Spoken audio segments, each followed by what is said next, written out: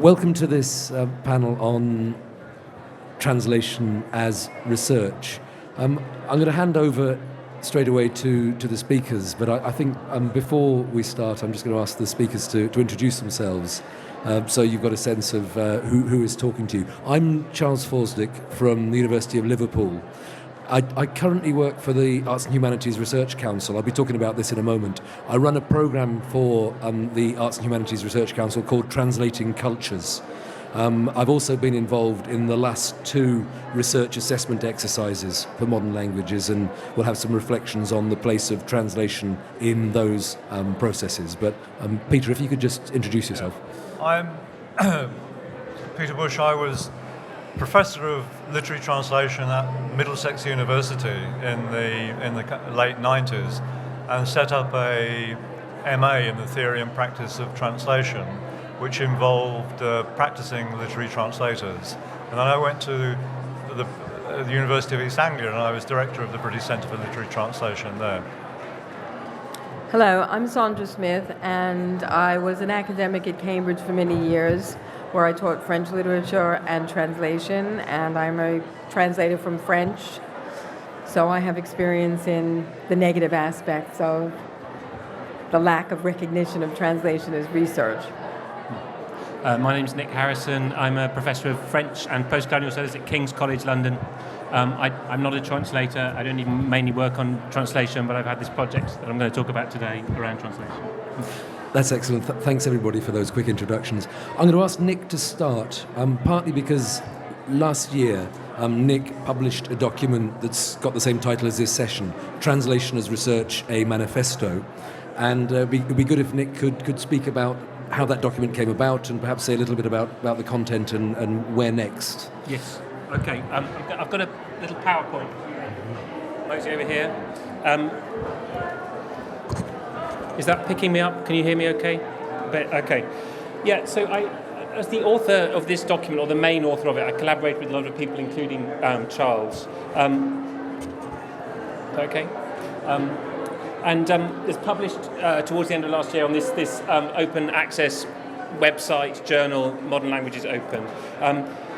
Its primary aim is to get translation more fully and enthusiastically recognised as a legitimate way for academics to spend their time, spend their research time, so spend the time when they're not teaching or doing their main activity, which is, of course, email. I'll tell you a bit more about it in a minute. I mean, Charles said, how did it come about? Why did I work on this? Probably the most honest answer is I was supposed to be doing something else. This came to seem very compelling. But I've been talking about it for a while with various people. It's partly in the context of me being interested for a long time in why I work in the French department, as I just said, and I've been interested in the idea of the sort of history and philosophy of the idea of thinking that it's very good to read in the original, that you have to read in the original. If you teach in the French department, you say that all the time to your students, you have to read the books in the original. And there are pragmatic reasons for that, of course. It's partly so they have access to things which haven't been translated. It's partly, of course, to improve their French, but there's also some sort of notion of principle there, isn't there? That you should read in the original, that certain works sort of deserve to be read in the original. I think there are good and bad reasons for believing that, but on balance I do believe it, and I'd written something about that, saying why it's good to read in the original, why that idea is imperiled in certain ways by the notion of world literature that we now have in the academy particularly. And then I thought, oh dear, but some of my best friends are translators, and I don't want people to think that I don't like translation, and so in that context I got involved in this project. I think those 2 beliefs are actually complementary and interlinked, that reading the original is good and that translation is a good way to spend your time. So I had a lot of conversations with various people, especially Charles, and it led eventually to this. I'm not sure whose idea the actual manifesto is. I've started to think it's mine, but it might actually have been Charles's. But anyway, I wrote it in the end. It's a couple of pages long. There are 5 main points which I'll sort of talk you through in a minute. I circulated to various subject associations, professional organisations, academic organisations, asking them to endorse it. I didn't ask individuals to endorse it unless in some sort of official capacity. And although in some ways the principles are quite broad, the issues are very broad and international, I only approached UK-based organisations originally because I had this idea that the best hope of having some kind of effect on academic culture in this area. Was to link this all in with the process of research assessment in universities. I think most of you here will know something about that.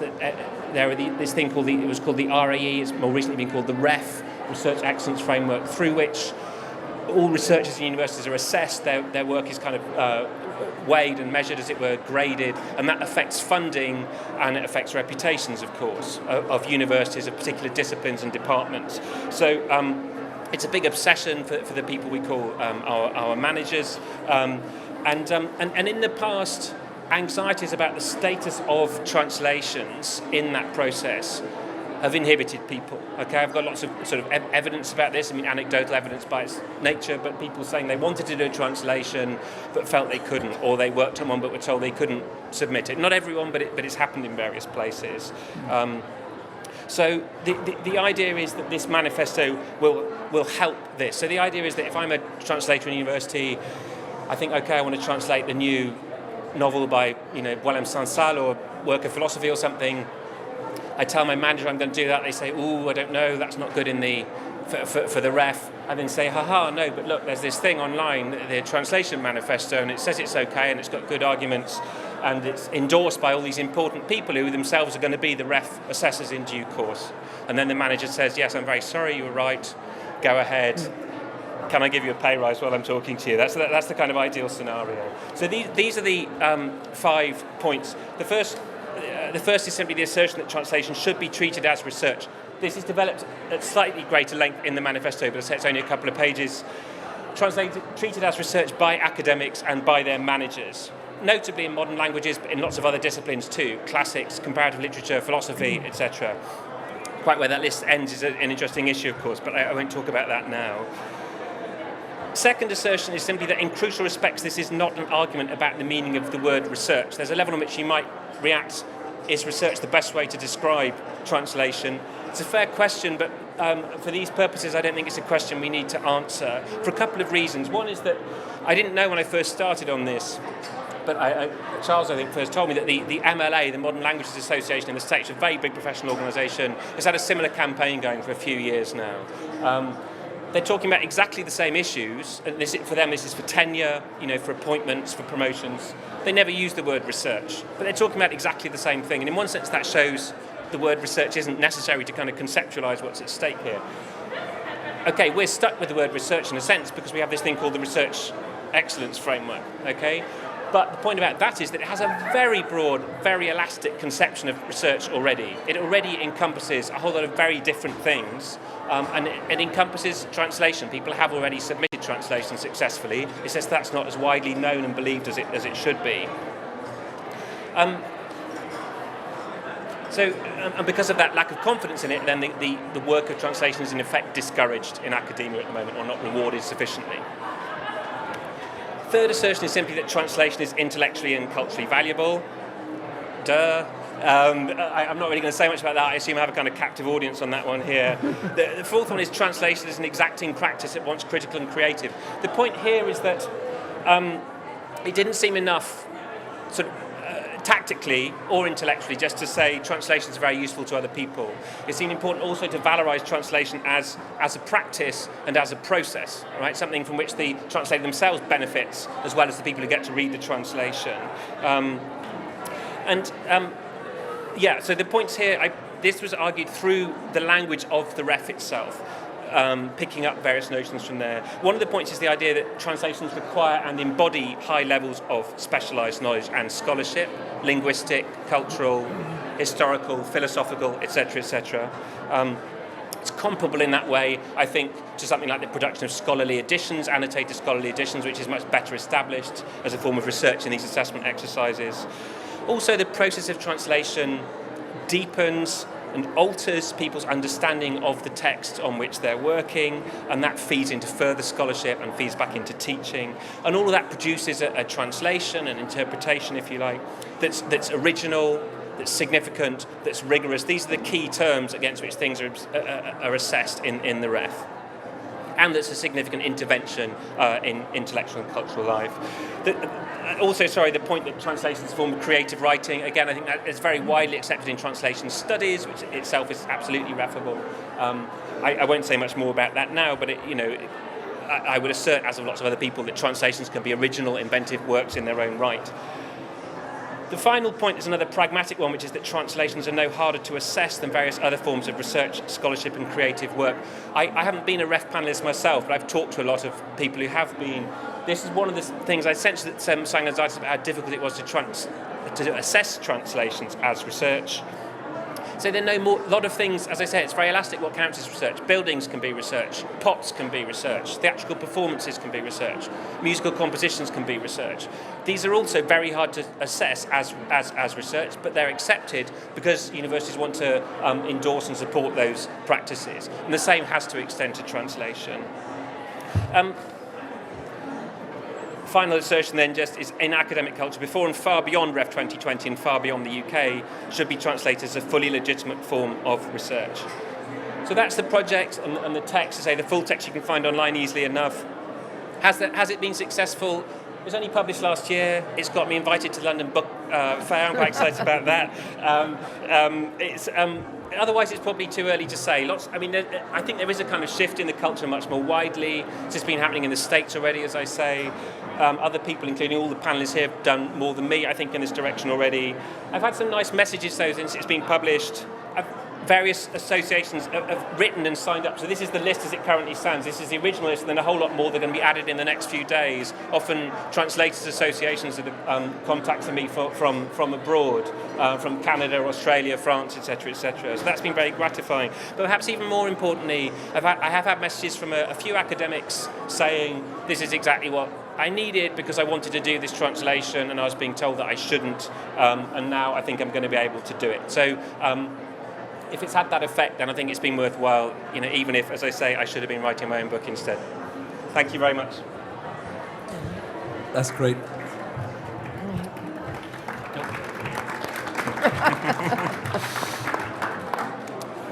Thank you very much, Nick.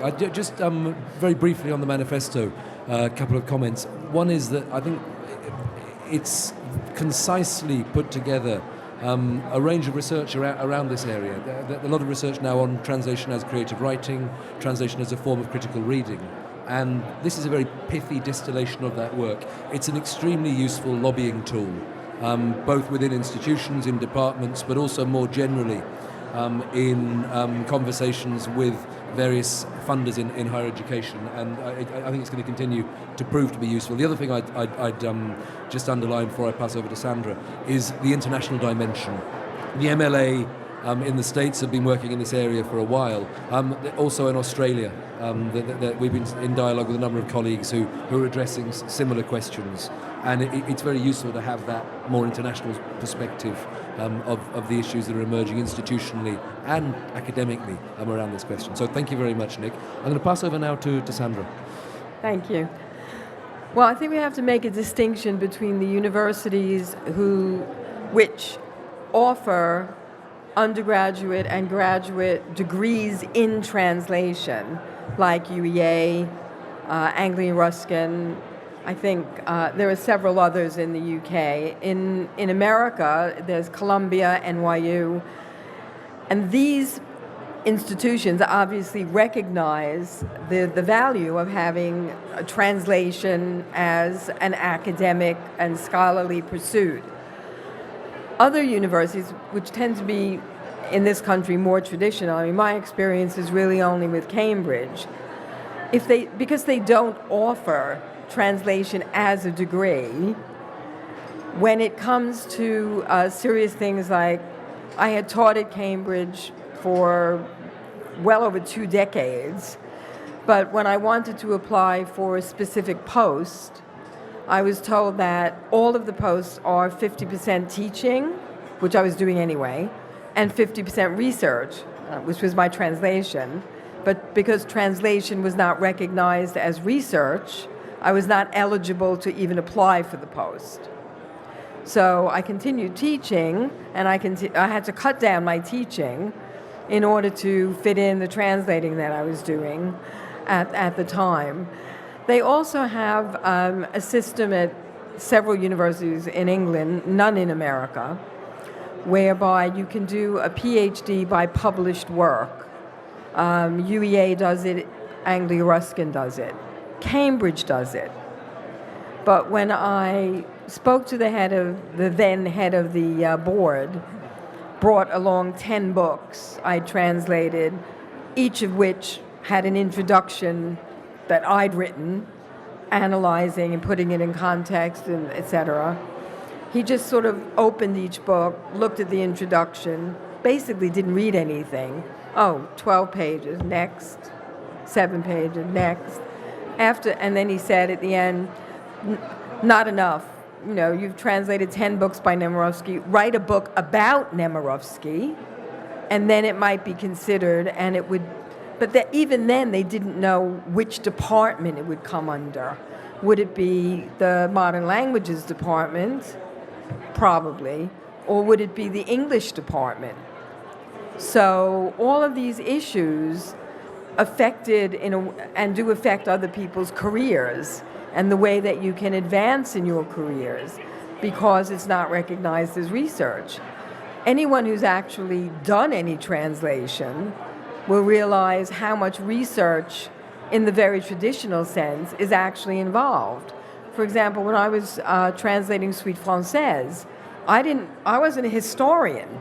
I didn't know much about World War II except what I'd learned at college many moons before.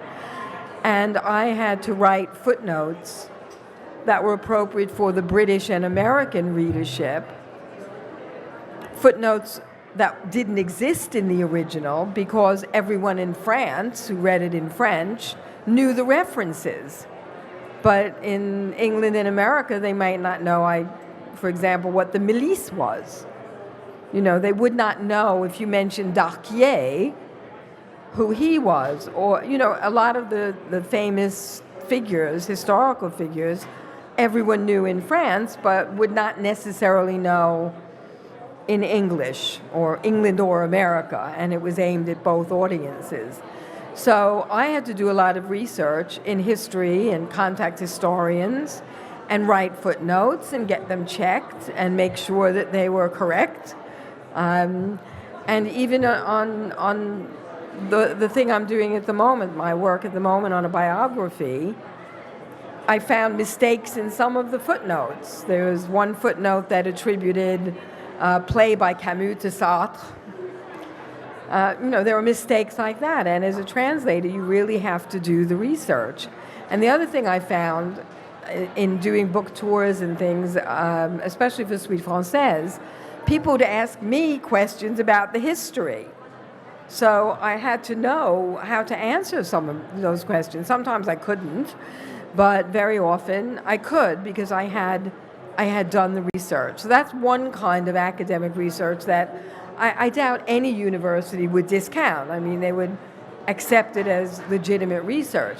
But the other kind of research that we all know about as translators, but which is not known by academics necessarily or institutions, is the kind of cultural research that goes on. And we talked about this in some of the sessions over the last few days, that you get a reference to something that is culturally specific to that time and place, and you don't know what it is, and you have to do research so that you can either explain it or find an equivalent, etc.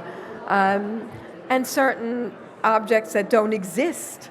They only exist in one culture, but they don't exist in another culture. Concepts that exist in one. The French have a really unusual, unique way of dealing with time, with any vocabulary to do with time. We find that it is very different from the way we do it in English. So that kind of research, which is essential to any translator, is not really appreciated, I think, by the general sort of academic world. And there's also this idea of creative writing that's come up. It is creative writing.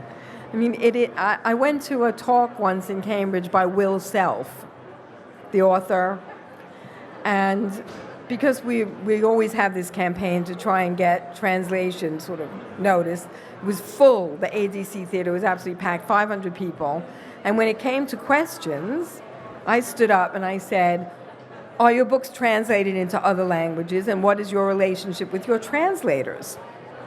And of course they were translated into many languages.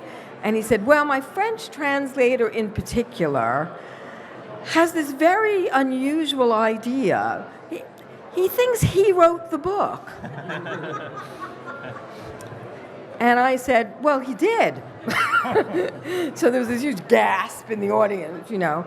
But Will Self said, no, it's my book, you know, and he's done his, you know, anyway. I didn't argue with him, but obviously the point was, this is not appreciated sometimes even by the authors. You know, the fact that we are involved in a creative process and the book would not exist without the translation, which a lot of publishers don't really take into account either. So, but that's another can of worms. So that's basically, I just feel that the experience of trying to get translation recognized for the research that it actually is very, very important. And the more universities, I think it has to start at the university level. I think if you can get universities to offer degrees in translation, even under the umbrella of creative writing, perhaps, then the more chance we have of it snowballing and becoming more popular. So that's my contribution. So. That's great. Thank you very much, Sandra. I want to leave plenty of time for discussion and questions at the end, but I'm going to ask Peter now to come in with his thoughts and reflections. Thank you. In the early 90s, I was working as a full-time literary translator, and I decided that I wanted to do one or two other things to bring me into more contact with people, because I was kind of working at home, and so I saw this advert and I applied for some ab initio Spanish teaching at Middlesex University. So I kind of taught on 2 days a week at Middlesex University, ab initio intensive Spanish teaching.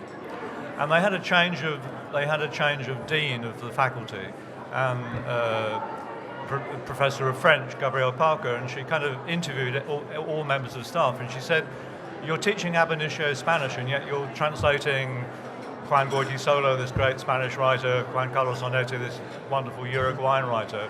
Why is it that none of this is brought into the university? Well, I said, because I'm a professional literary translator, and I'm doing this ab initio Spanish because that's what, it's kind of something relatively easy to do. And she said, well, why don't you do something with literary translation at Middlesex University? Middlesex University being a former polytechnic with a fairly radical kind of tradition in its humanities. And so she said, well, why don't you set up an MA in translation? So I said, yeah, why don't I set up an MA in translation? So I set up an MA in the theory and practice of translation, which involved, and I thought, being London, you can draw on the kind of whole pool of professional literary translators who are working in London, who can be the kind of tutors on the kind of respective translation projects that the students would be involved. And although it was theory and practice, it was very much focused on practice. So I kind of set that up. And I think it's very important to see the issues in terms of the networks of relationships that exist within departments, within specific universities. And then there's the issue of the relationship between specific universities and the kind of national evaluation programs that there are that exist, like the REF and the RAE that Nick mentioned.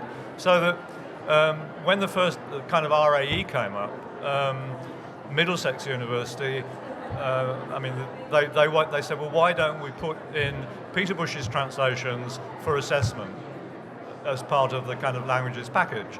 So my translations of Juan Goytisolo and Juan Carlos Onetti were put in as my kind of 4 research projects to be assessed. And after after the kind of assessment was done, they actually invited the chair of the panel that had assessed them to come and give feedback at the university.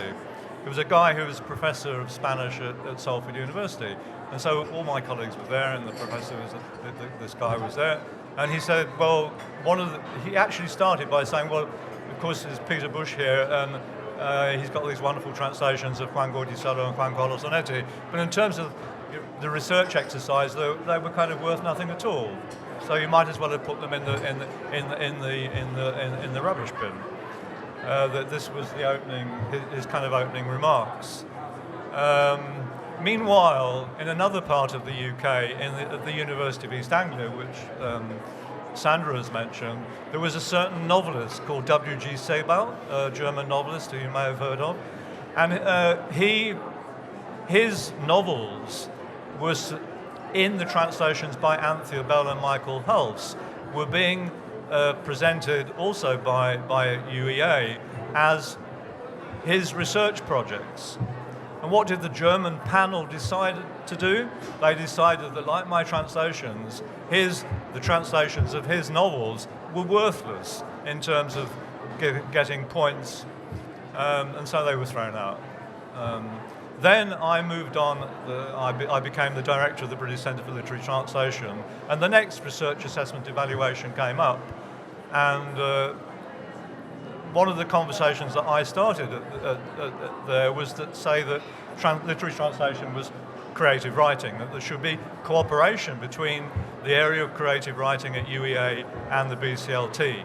But there were lots of interdepartmental conflicts at UEA, which I won't go into. But anyway, when the second RAE came round, we were seen as part of creative writing, and so the translations of Max Sebald's novels and my translations were put forward as part of the creative writing package.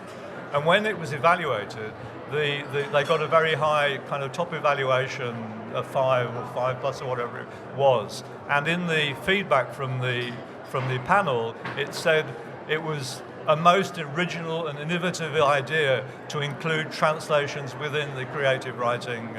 That was the second RAE.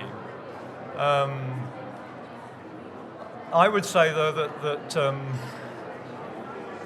I've often told, kind of related this, but I still think that in many universities, they're not prepared to put forward translations as part of the evaluation of their staff's work. In Oxford, I live in Oxford now, and I'm friends with colleagues at Oxford University who are leading translators of Russian and German, Chinese and so on, and they were advised in the last ref, well, they weren't advised, they were told that they couldn't put their translations in to be evaluated.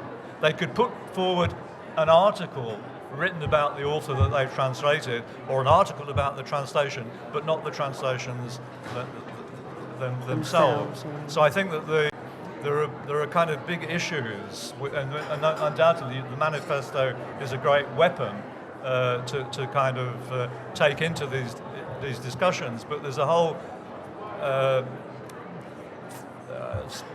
kind of history within, as I said, within the universities of the departments where there are conflicts, where there's a management of research who have to be convinced, and then there are the panels that may have to, or individuals on panels who have to be convinced. And I would like to kind of say something kind of parallel to what Sandra was saying, that about the issue of, I think literary translators are often, they're actually in the forefront of reading the new literature that is being written. They are, in their translations, making the first interpretations of these new writers. And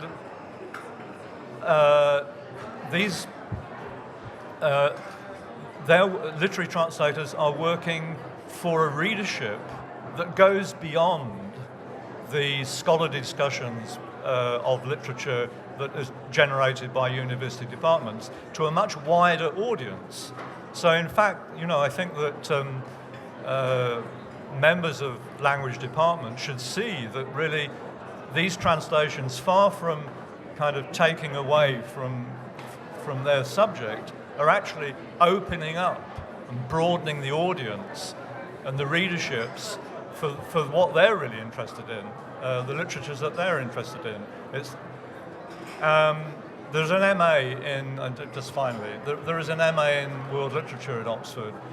In brackets it says, not in translation, but not in translation.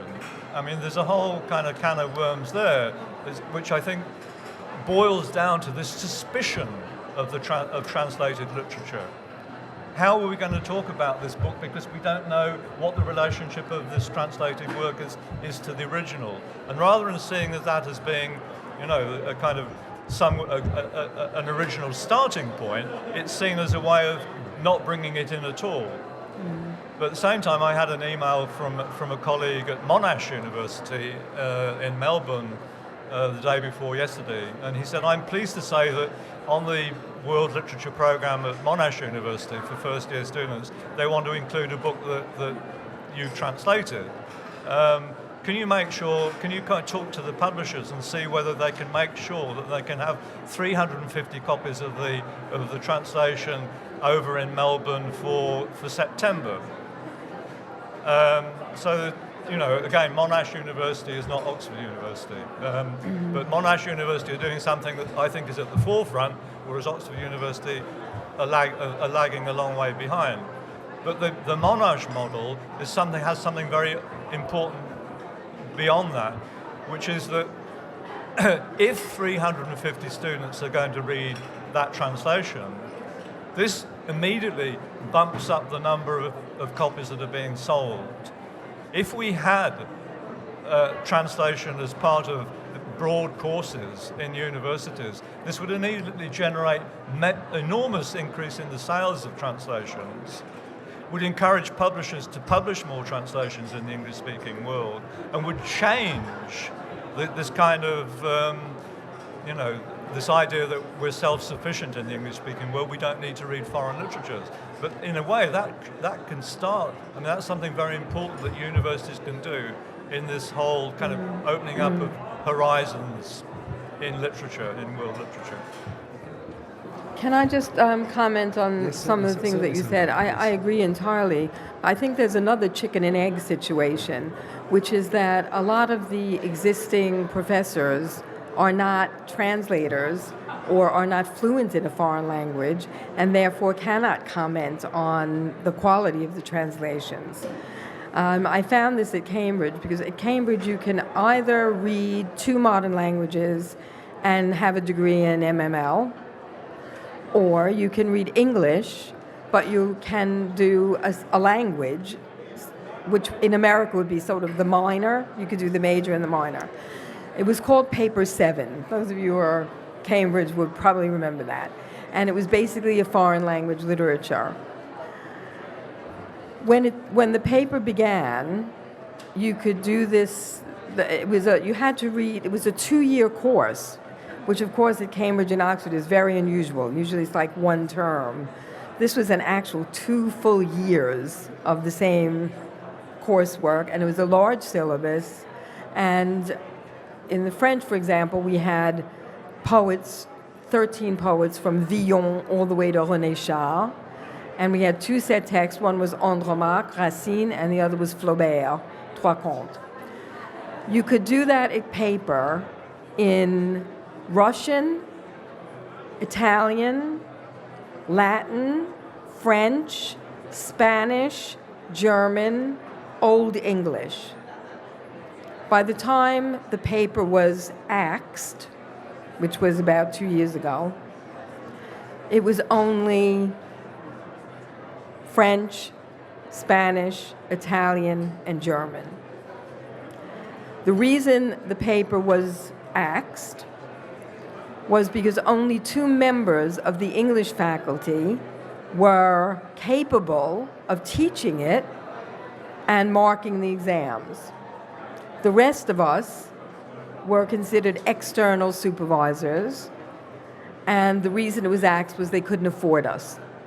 It was too expensive to hire people who were outside the faculty, who had the language ability to actually teach the literature and and mark the exams, because part of the exam was a translation. So I think there's also the problem with interdepartmental issues is that the lack of language training, amongst the professors. Who do you get to actually assess the work, who understands the research involved? And that's why specific translation courses are so necessary. I think that's a key point, and it ties in very much to questions about creative writing, where it's clear that the recognition of creative writing as research is very much linked into innovation in the curriculum as well. And you're right to talk about chicken and egg there, or a more sort of symbiotic relationship between research and teaching, which is absolutely essential, I think, for making a breakthrough in terms of translation as research. Peter, talking about Monash, there was some hope there, because I don't want this to be an entirely gloomy panel.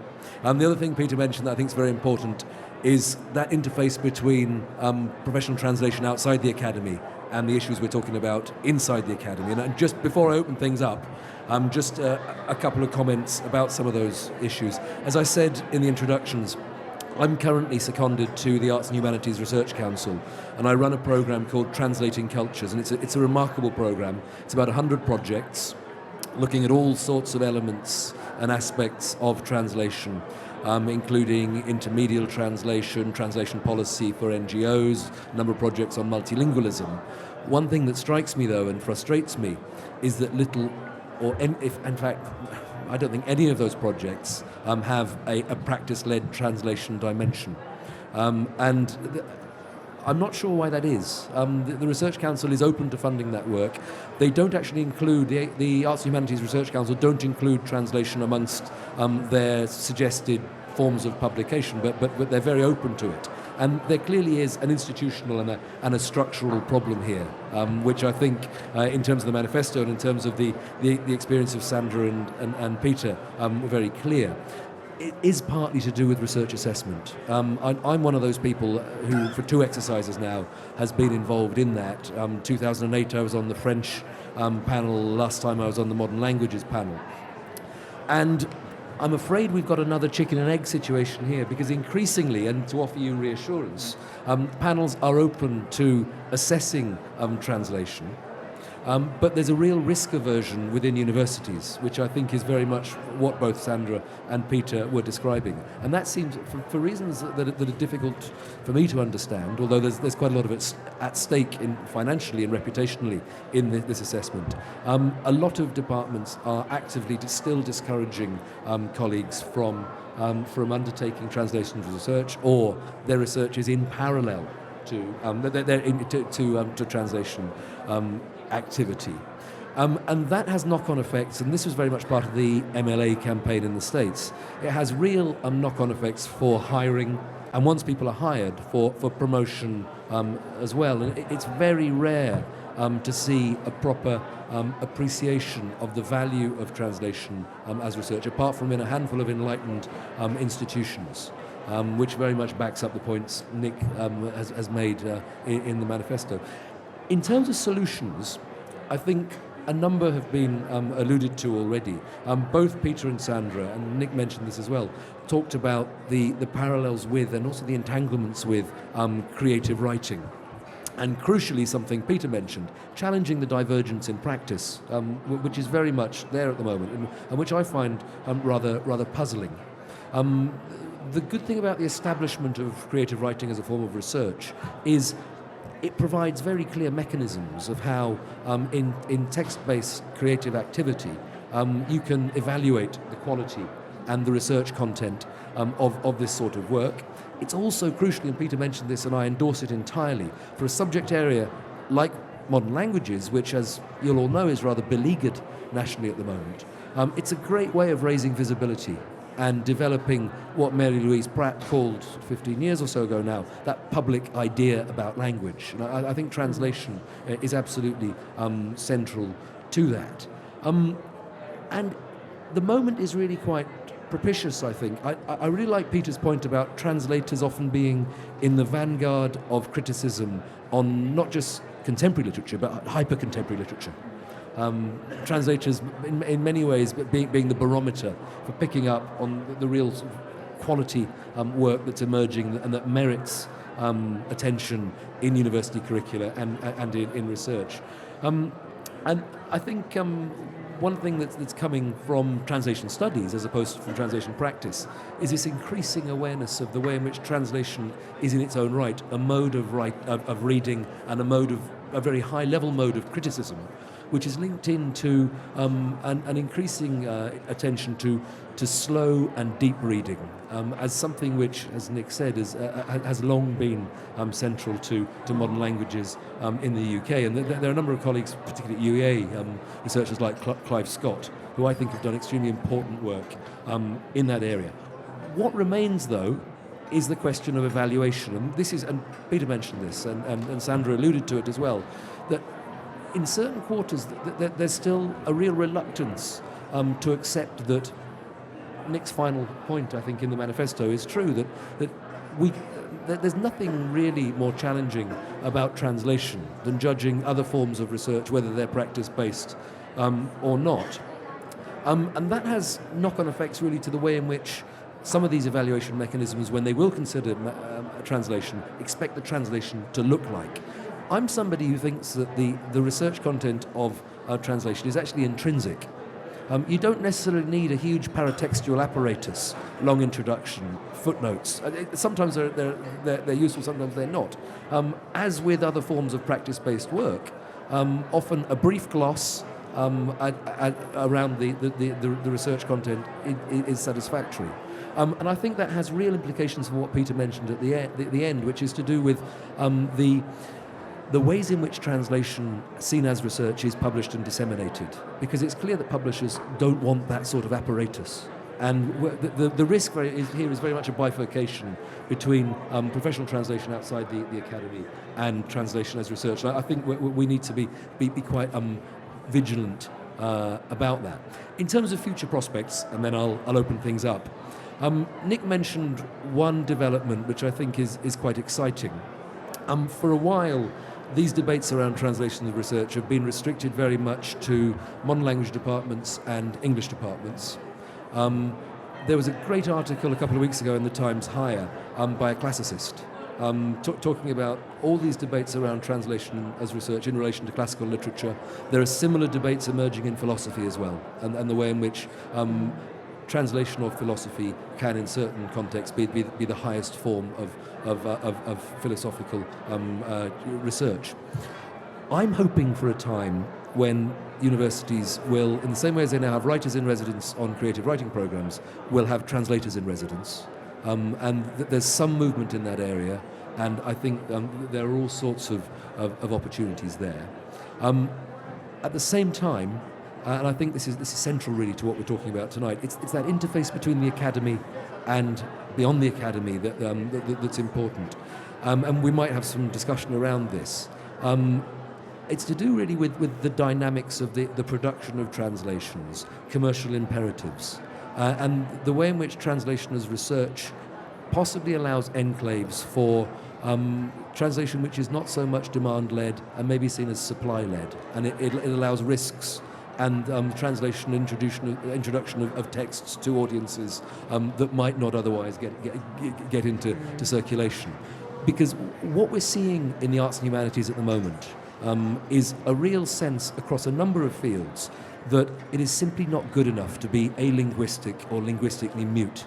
What's happening in academic publishing is this real drive towards English language publishing and often a complete evacuation of other languages other than English, from academic work in a whole range of other fields. And the awareness of the everyday multilingualism of the contexts in which we work and the need for a truly internationalized research to be open to a different range of languages means, I think, that the appetite for translation of a whole range of materials in a whole range of fields is going to increase. And that's why I'm hoping that the sorts of activity we're talking about will themselves be driven by that sort of need, and also by new opportunities offered in publishing, not least around, for research, open access, and what that permits in terms of the getting translations to new audiences. So I endorse the comments of the panel around the real impediments which have existed historically and I think still exist, but I'm hoping that there are some chinks of hope there. Can I just say, one of the things that I did when I realized that my translation was not being considered as research, etc., every book that I published, I wrote an introduction, a translator's introduction to, sometimes very short, sometimes more lengthy, and I always signed it, Sandra Smith, Robinson College, Cambridge. And I think every academic or anyone who is associated with a university should do that and remind the world that you are both an academic and a translator, and that the two are not mutually exclusive. And it's a subtle thing, but I think it's important to do that. It was also a bit of a dig to Robinson saying, well, to Cambridge saying, okay, but I'm going to give you a mention anyway. So. That's great. Thanks, Sandra. We've got about 15 minutes now for any comments, questions to the panel, either to individual members of the panel or more open questions. So I'd like to open things up to the floor now. Thank you. This was really amazing and helpful. I have a question about whether, in your experience as a panel, assessors distinguish at all between literary translations from different periods, from different languages, and scholarly translations. You mentioned that philosophy was slowly being recognized as the highest form of research. I am an academic and literary translator, and I find that the amount of research that goes into my academic translation is much more serious. I mean, it all depends, but I'm about to start on a text from the early 20th century, and it's somewhere halfway between geography and philosophy, and I'll have to educate myself before I even start reading this text properly. It's, yeah. Because you mentioned that a section of the manifesto is very much linked. Ros, do you want to come in or on that? Or right? Yeah. There's a section of the manifesto precisely on this question around: is there an assumption around an intrinsic complexity to the text being translated? Yeah, I don't have a very sort of concise answer to that. And I mean, part of your question is about what happens inside the panel, and you know, Charles has been inside a panel. I haven't. It's an impressive thing about the RAE, which I'm generally not a fan of. Is how sort of watertight it's been. You don't get much gossip and feedback, you know. So I know that quite a lot of people have submitted translations. I don't know how they've done. Still less can I say within the panel whether it's been an advantage to be working on an older text or something like that. I think there are interesting issues of principle about what sorts of translation you would count as research. I mean, the article I wrote, the accomplished sort of companion piece of the manifesto, I talk about that there. So I think the example is of a translation of a scientific article about an important experiment. It could be very difficult to translate. It could be demanding. It could have a very great impact. I still don't think that would necessarily be something that would count as research translating that. And that's to do. This is where it ties in that issue of reading in the original, because it makes, if you're interested in the outcome of that experiment, it makes no difference to you what language you read the write-up in, or even if you just hear about it, if someone summarises it properly for you. And so there's some kind of spectrum, and that's kind of beyond the point for me, where you'd want to count it as research for those purposes. But I mean, that for me, I mean, that's one of the reasons here with I sought out philosophers and so on as well. And actually, if anything, there's more resistance, it seems to me, within modern languages than in some of these sort of related areas. Yeah, also, in most universities in Britain, I know at Cambridge, if you go online and get an application for a PhD, the first thing practically it says is, the PhD thesis must be a direct contribution to knowledge. And I think that is very important, because a book in translation, which would not have existed in English, by definition, is a direct contribution to knowledge. The case of retranslation is interesting too, isn't it? I mean, again, that's something one an anonymous panelist said to me, was, what about someone who's retranslating something? That panelist's assumption being, surely that's not going to count. Whereas I said, well, no, that could absolutely count. I mean, that would be another new creative work in its own right. So. Ross? I just wanted to ask for clarification on when a translation is being assessed. Is it the quality of the translation or that translation's contribution to knowledge that's being assessed? Yeah, okay, shall I comment on this one? It's an absolutely key question, because it's what do we do with work on evaluation of technical evaluation really of translation? And I think it's a combination.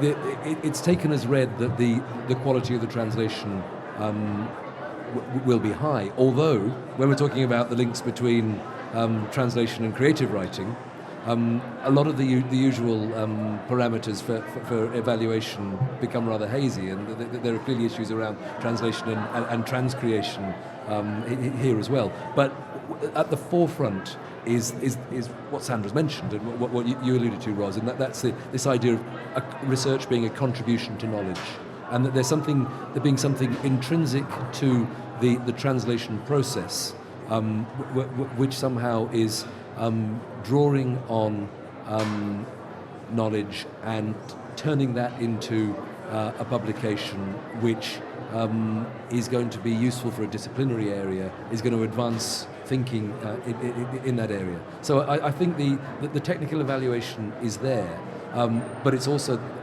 that idea of the additional input around expertise, around research, and the enhancement required. And that's why I think it's very difficult to answer that question about relative complexity. And clearly there is some sort of sliding scale there, which goes from a very functional manual to philosophical text or Proust or whatever else.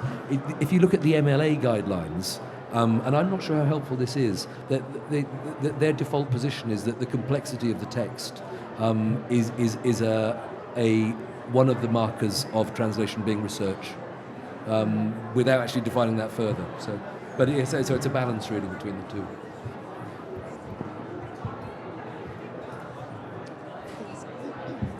Hi, I'd just like to really welcome the Manifesto. I think it's incredibly important, obviously, for academics who translate, but also for the many literary translators who are employed as teachers by universities, as sessional lecturers, and kind of held a little bit at arm's length. And I think if what we were doing, if our books were properly valued as research and were refable, then people might be more inclined to give us permanent positions.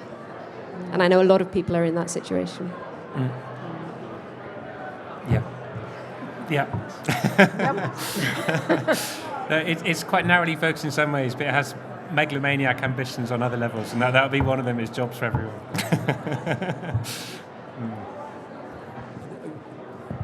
Comment on the front row here.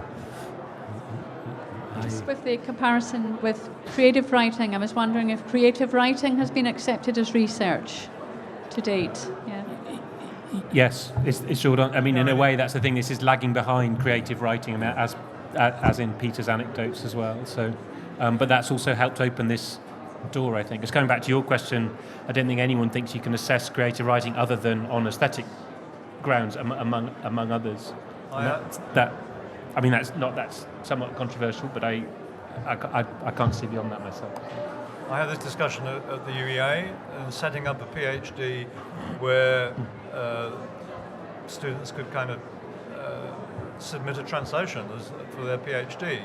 And it was relatively an easy discussion at the UEA because they got this tradition of PhDs in creative writing. Mm. So somebody can write a novel with a kind of, a 50-page introduction to the novel. Why can't the student translate a novel or a book of poetry or an anthology of poetry and have an introduction and get a PhD.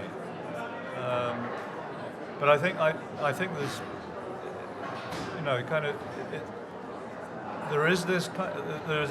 there is a lot of opposition to this idea amongst the staff of departments in universities.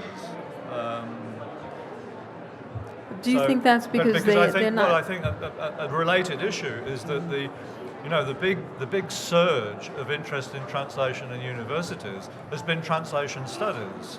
And really translation studies has been dominated by approaches that come from applied linguistics, who are not really interested in the practice of literary translation.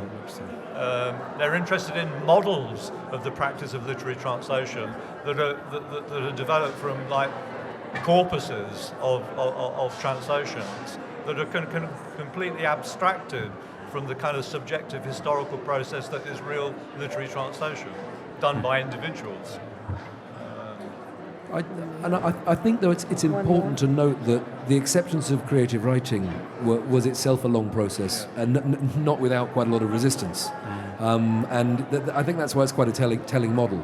But what interests me with creative writing is the way in which, in English departments, it's allowed, in a number of places, a complete rethinking of the curriculum, particularly at postgraduate level. And it's also allowed all sorts of new ways of engaging with audiences outside the university. And those are two things that are very much lacking in an area like modern languages. Yes, Rose Fenton from Free Word. Just one comment, really.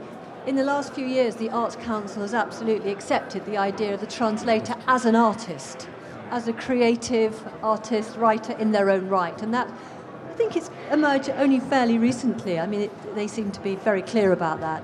And then secondly, just your point about translators in residence. That's something that we've been working on the last few years, and actually this notion of a translator in residence working on different languages, but translation off the page. In other words, they're not sitting there translating the latest novel from Arabic or Chinese, but actually this notion of being a kind of cultural broker, developing the cultural context, working in schools, being there celebrating multilingualism in our schools, in a city like London where English is the second language in half our schools. So that notion, there was a discussion about it earlier, as a translator, as activist. So translators seem to have so many roles put on them, as artist, academic, activist, cultural broker, an incredibly important role. No, I'm very grateful to you for making that point, because I think thinking about translation slams and crowdsourcing of translation and collaborative translation exercises, really great opportunities, as you say, to reflect on everyday multilingualism and to make sure that's visible, but also to develop this public understanding of what translation is. So no, thank you. Thanks for that point. We're reaching our allotted time. Yeah. Is there one final point? Yeah, thank you. Hi, my name is Victor Sapashi. Thank you for a really great and interesting panel. I studied classics at university, and I was always troubled by the paradox that we spent all our time translating, yet we'd never admit to reading anything in translation. And I was wondering, do you feel that perhaps we've inherited that type of attitude in the rest of the translating world?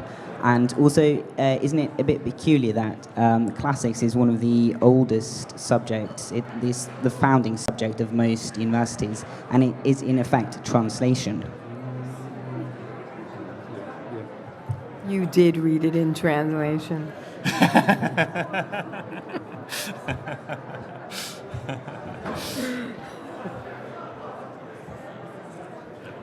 Well, I don't know.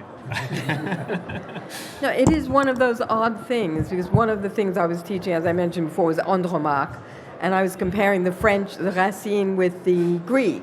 Of course, we couldn't read it in Greek. We had to read it in translation.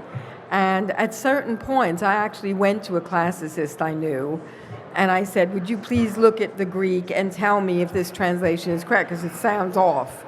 And I would have to check with a classicist. But it's true that most classics are read in translation. And even when I made that comment, if you did read it in English, because I know that my students, I knew that we were reading it in French, obviously, and discussing it in the class in the French text, but I knew that they were going to go to a translation. It's just common sense. So I would recommend a good one. And I said, if you're going to read it in translation as well, but we will be working entirely in the original, and then when you write your essays, I will expect you to quote in the original, then use this one, or, like for the Andromaque, there's the Wordsworth had a dual language, and it was all in prose. And I said, if it rhymes, don't use it. Just want some help with the words. But,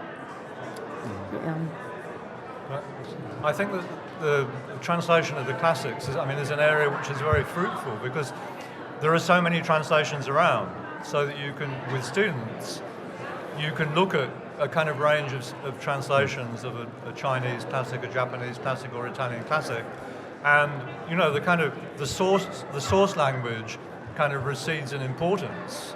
And by looking at kind of 10 translations of a passage from, say, Dante's Inferno, which I like to do with students, and you get a kind of translation that seems irreverent, kind of to be subversive. And Dante uses swear words, and then people will say, well, how could Dante use that kind of language? And you kind of say, well, actually Dante did use that kind of language, but most of these translations efface it. Yes. And again, I think that in this terms of interpretation, that is something that's so easy to kind of use with the whole range of students, because you've got that range of translations, and it immediately, the whole kind of foregrounds the translator as interpreter, and the translator as censor. There's in Warwick. There's a module called Teaching Monolinguals to Read Translation, and I think it partly picks up on Peter's point that and what Nick was talking about, and thinking about world literature. There's been a tendency within the academy to understand world literature in alarmingly monolingual terms, and it's as true in France as it is in the Anglophone world, with the opening up and the acceptance that reading and translation is acceptable. With that needs to come some sort of rethinking and retraining in what it means to read in translation along the lines that Peter's mentioned. Because I'm somebody who, I work on post-colonial literature, I work on travel writing, my languages are French and German, but I'm constantly reading beyond those and relying on translators. And for a long time there was a certain hesitancy to accept that. But increasingly I think that reliance on critical understanding of translation is important. But I think we've slightly overrun. So yes. Thank you very much for your questions and contribution. Could you just join me in thanking the panel as well for animating this?